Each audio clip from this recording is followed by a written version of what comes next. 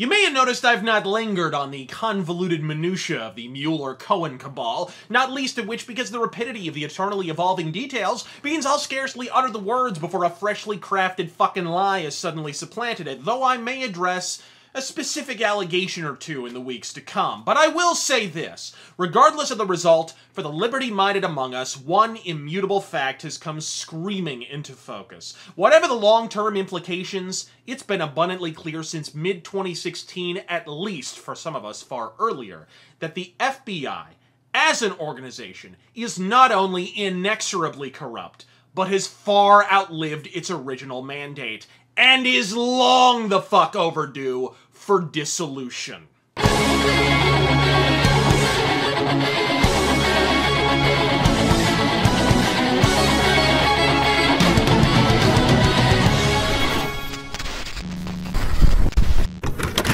In Milton Friedman's own words, nothing is so permanent as a temporary government program. Which brings me to the subject of today's rant, an emergency agency initially invented, at least in its present configuration, as the FBI after 1935, to address the Prohibition-era Wapacost in the streets of Chi-Town.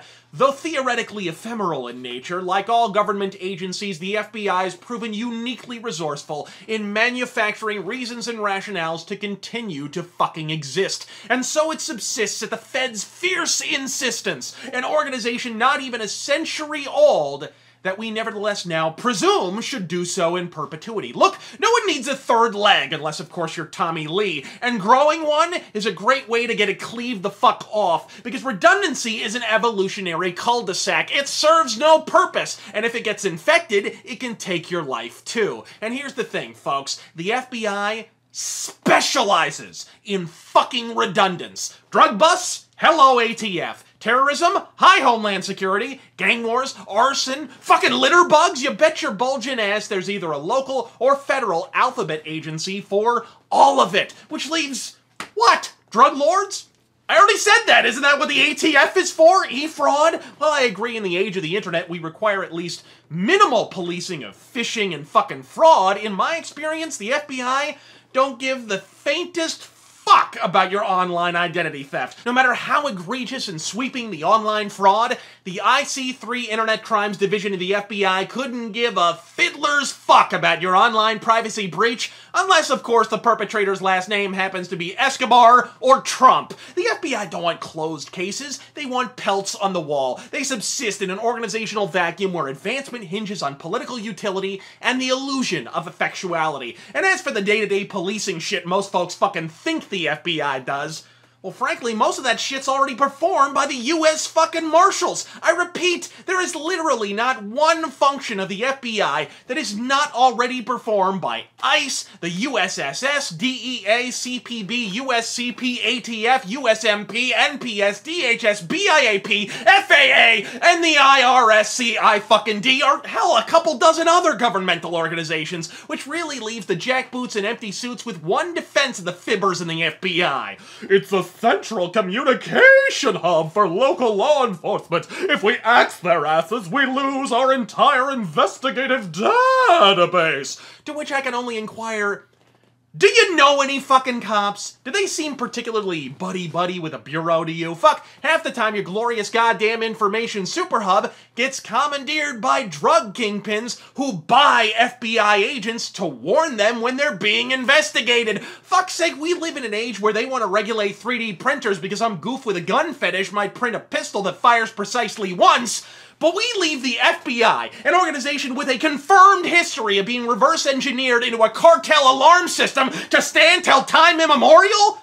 Pardon? I'd trust John Wayne Gacy with a BYU boys choir and a vat of Viagra before I'd trust the FBI with my library card information, let alone crucial investigative details that may inform or fucking quash an ongoing local investigation. Pay to upgrade your own shit locally.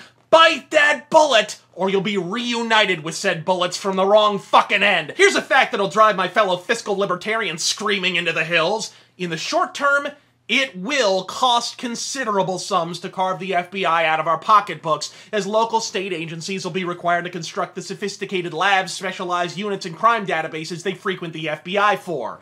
In the longer term, never mind the benefits to public privacy, it'll pay for itself ass over elbow thereafter when we no longer have to prop up a professionally corrupt federal fuckwit factory. Sadly, this is politics, the public is an ass, and most people think the long view is when you strap a camera to the tip of Mandingo's dong. If military intelligence is an oxymoron, imagine what reality-splitting stupidity lurks in the hearts of the intelligence community. They served their function, and even did it well at times.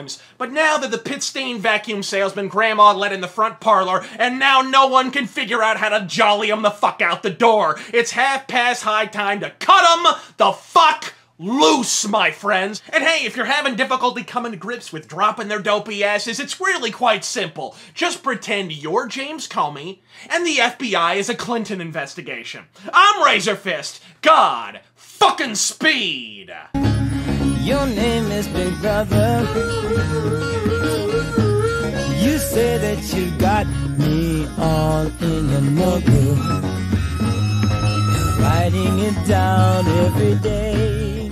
You're investigating this alleged Russian collusion with the Trump campaign. You're the lead investigator. You originated the investigation. You're the point of contact. You drafted the document. And here you are, before you've interviewed a single solitary witness, saying F Trump.